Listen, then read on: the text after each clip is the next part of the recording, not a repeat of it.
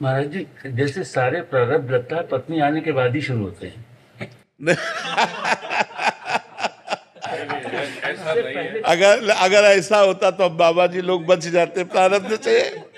अगर अगर प्रारब्ध पत्नी आने से होता तो हम लोगों की तो पत्नी आई नहीं, हम लोग बच। आप किसी से भी पूछे तो लगेगा इसके पहले का जीवन बिल्कुल ठीक था, उसके बाद जैसे ही हुआ सारे प्रारब्ध शुरू हो गए। बाबा जी से पूछो तो लगता है गृहस्थी का जीवन बहुत सही है। कम से कम रसोई में बैठ के गरम गरम रोटी तो मिलती है यार तुम्हें। कम से कम अपने दुख सुख की बात तो आप किसी से कह सकते हो। यहाँ किससे बात करें? परमात्मा के सिवा कौन है? अंदर से जो परमात्मा से रस मिले तब तो बात सही। अगर परमात्मा से रस नहीं मिला तो बड़ा शुष्क और कठोर जीवन होता है। माता पिता भाई बंधु परिवार रिश्ते नाते सबको काट करके और भगवान के मार्ग में चल रहे हैं और भगवदानंद मिला नहीं, काम क्रोध जला रहे हैं, ना काम भोग सकते हो और ना कोई मोह, ना कोई अपना, ना कोई। बड़ा कठिन मार्ग है। निकल गए तो निकल गए, फिसल गए तो फिसल गए। तो यह नहीं, अगर पत्नी दुख का कारण होती तो जितने बाबा जी है सब परम सुखी हो जाते। ऐसी प्रारब्ध क्यों इनको लगता? नहीं लगता? हाँ, ऐसा नहीं है। और कभी कभी आप जैसे अनुभव कर रहे हैं तो उसके प्रतिकूल भी अनुभव है कि किसी किसी के जीवन में पत्नी का आना उसके जीवन का मंगल विधान बन जाता है, उसके जीवन को संवार देते। नहीं संवार देते। अपना प्रारब्ध है, पत्नी का थोड़ी है अपना प्रारब्ध। आप अच्छे कर्म करो जिससे कर्म अच्छे करो। गांव में एक कहावत थी, बिना पुरबुले के कर्मन के मिले न सहोदर नार। मतलब जो सुंदर सुख प्रदान करने वाली, जैसे अपने भाई बहन है जितना प्यार है, इससे कई गुना बढ़कर के प्यार देने वाली जो पत्नी है, वो बिना पुरबुले के कर्मन के, पूर्व के कर्मों के बिना नहीं प्राप्त होते।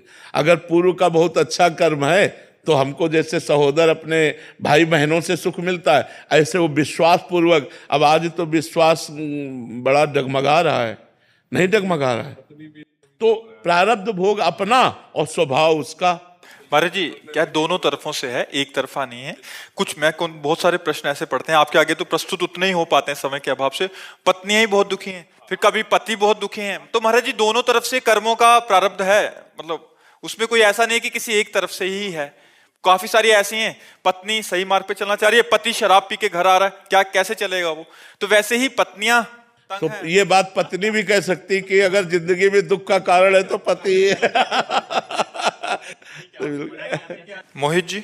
श्री हरिवंश महाराज जी, पूर्व प्रारब्ध को खुशी खुशी सहन करना या उनके लिए दुखी होना चाहिए?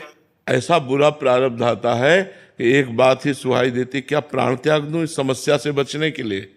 ऐसा भी प्रारब्ध आता है। उस समय केवल भगवान भगवान, हरि स्मृति सर्व विपद विमोक्षणम।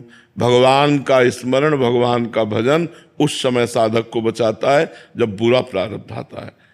अब ऐसे ऐसे प्रारब्ध, जैसे गृहस्थी में अब एक लड़का है, पढ़ लिख करके वो अच्छी डिग्री में पहुंचा और मर गया। अब सारी संपत्ति सब कुछ सब सूना, पूरा परिवार सूना, संसार सूना, और भगवान पर भी अश्रद्धा। मतलब ऐसी ऐसी परिस्थितियां संसार में है कि उन परिस्थितियों से निकलने का उपाय केवल भगवान है, दूसरा नहीं। अगर भजन नहीं है तो परिस्थितियां मिटिया मेट कर देंगी। ऐसी भी परिस्थिति आती है। तो इसलिए हमें लगता है सुख और दुख, सुख सह जाए अभिमान ना आवे, और दुख सह जाए हम उसमें नष्ट ना हो, ये भजन से बल मिलता है। और ये सबके जीवन में सुख और दुख दोनों आते हैं, इसलिए सबको भजन करना चाहिए। नाम जप भगवान का अवश्य करना चाहिए, भगवान की पूजा आराधना अवश्य करनी चाहिए, जिससे हमारा जीवन मंगलमय कट जाए। देखो, आनंद की बाढ़ आ रही थी अयोध्या में। कल सुबह राम राजा बनेंगे, राम जी जैसे सुंदर सर्वांग प्रभु राजा बनेंगे, चक्रवर्ती सम्राट पद पर बैठेंगे। और समय के बिगड़ गया। 14 वर्ष का वनवास, तापस वेश विशेष उदासी, 14 वर्ष राम वनवासी। लेकिन भगवान की मुस्कुराहट में तो कोई फर्क नहीं पड़ा, पर अयोध्या उजड़ गई। दशरथ जी के प्राण चले गए, माताएं विधवा हो गईं, पूरी अयोध्या राम जी के वियोग में 14 वर्ष ऐसी उदास ऐसे खिन्न कि भोजन अच्छा न लगता। राम जी सबके प्राण थे, समस्त अयोध्यावासियों के। तो भगवान ने लीला करके दिखाई है कि जब भगवान के उपस्थिति में ऐसी ऐसी विपत्तियां आ गई तो हम लोग तो भगवान के रचे हुए मनुष्य हैं, हमारे जीवन में बराबर सुख कैसे रह सकता है। तो इसलिए भगवदानंद में हम दुख सह सकते हैं। तो भगवान का जब नाम जप करेंगे, अच्छे आचरण करेंगे तो हमारी बात बनेगी, नहीं तो ये संसार बहुत दुखमय है। पता नहीं आपको दिखाई देता है कि नहीं, सबसे बड़ा दुख है कि हम कब मर जाएं, भरोसा नहीं। और मर गए तो लड़का बच्चा परिवार मकान दुकान बैंक बैलेंस सब यहीं पड़ा है। सबसे बड़ा डर वही है। हाँ वही, मतलब कि कब मर जाए कोई भरोसा नहीं। तो इसलिए हर समय राधा राधा